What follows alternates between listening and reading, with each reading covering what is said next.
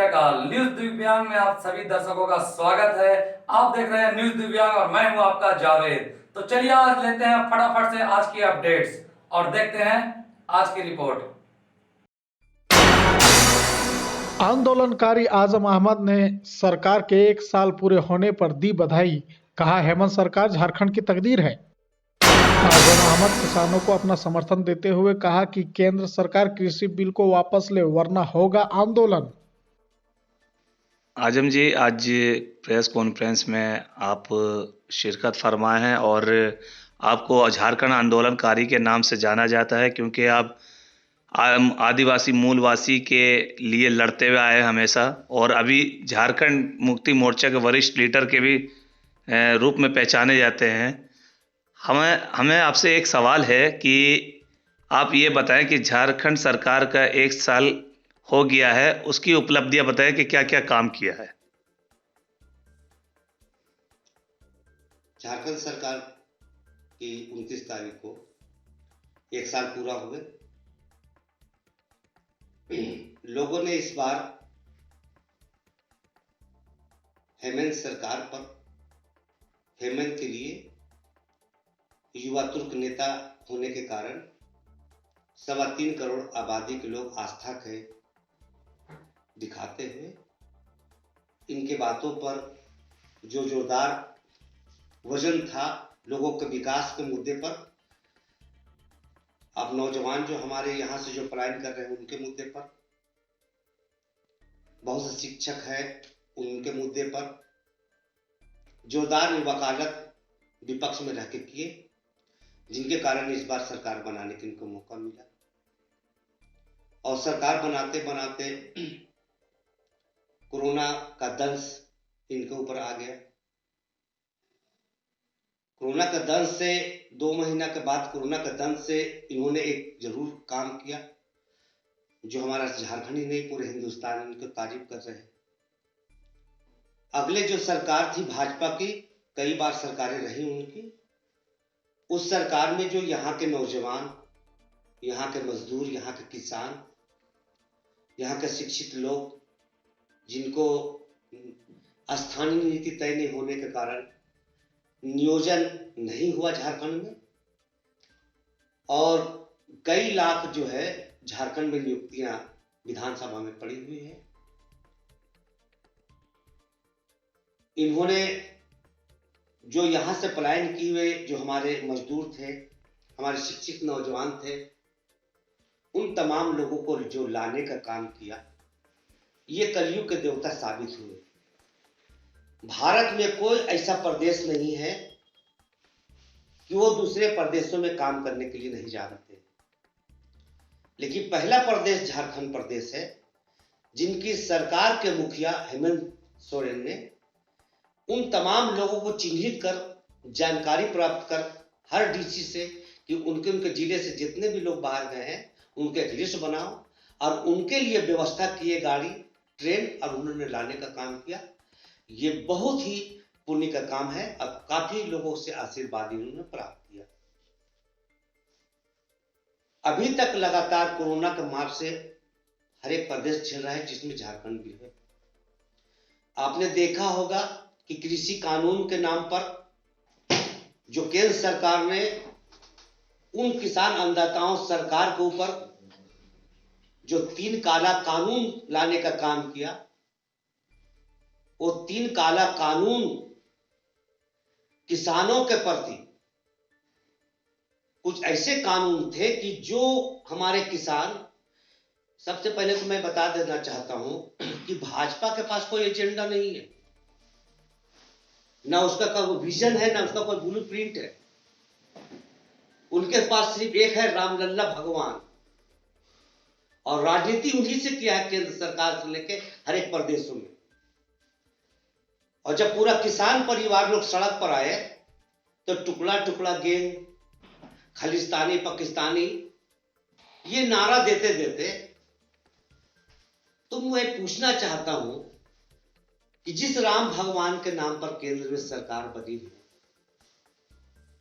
और एक दाता ऊपर वाला, दूसरा अन्नदाता नीचे वाला, एक दाता जो हम लोगों का बनाया, दूसरा अन्नदाता जो हम लोग का पेट भरता है वो तकलीफ में है। और केंद्र सरकार के लोग और कुछ निठल्ले पत्रकार के साथ साथ उनके प्रवक्ता लोग, जो अकल का टूअर कहा जा सकता है, कि एक दाता और दूसरा अन्नदाता। आप समझिए इस चीज को, लड़ाई दोनों में है। राम भगवान को आप छीन लिए, अब राम भगवान का आप छीन लिए तो कौन भगवान उसका पास जाएगा? किस पे आसरा है? हर पॉलिटिकल आदमी पे आसरा है। पॉलिटिकल आदमी का दायित्व तो बनता है कि मेरे क्षेत्र में, मेरे देश में के अंदर, चाहे वो मजदूर हो, चाहे जिस तरीके के वर्ग के लोग हो, उनको तकलीफ पहुंचेगा तो कोई ना कोई पार्टी उसमें इन्वॉल्व होगा। तो टुकड़ा टुकड़ा गैंग, आपकी औकात हैसियत नहीं है उन टुकड़े टुकड़े गैंग को रोकने के लिए। आप कानून संविधान जानते हैं कि नहीं? और कानून और संविधान में हर का कॉलर पकड़ने का ताकत दिया है भीमराव अम्बेडकर जी ने संविधान के माध्यम से। वो तो आप रोकिएगा नहीं। आपके सरकार यहां पलायन करने के लिए मजबूर कर दिए।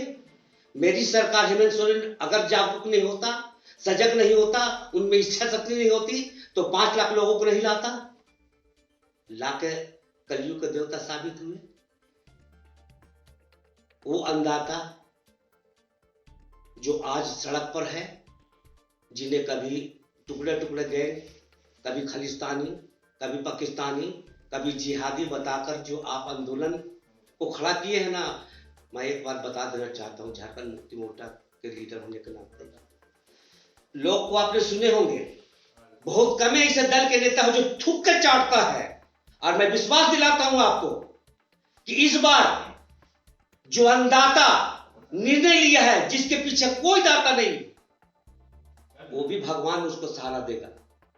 हम जैसे लोग किसान परिवार के से जुड़े हैं, हमने इसलिए झारखंड बंद करने का काम किया।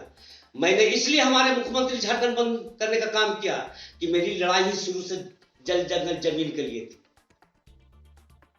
और जल जंगल जमीन के जिसकी लड़ाई होती है, किसान उसमें आता है। मेरा प्रदेश खनिजों से परिपूर्ण प्रदेश, और उस प्रदेश के लोग भाजपा की सरकार में पलायन कर रहे थे।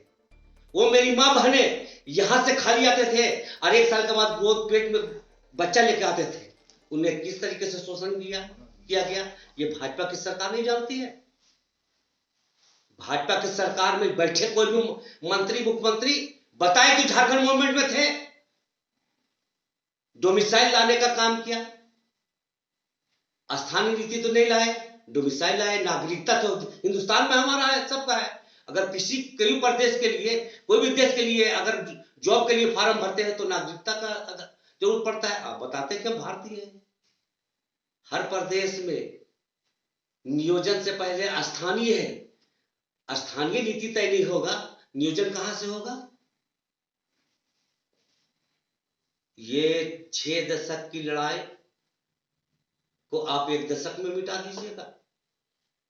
अपनी सरकार में मैं खुद झामुमो को लीडर होने के नाते अपनी सरकार से गुहार कर रहा हूं।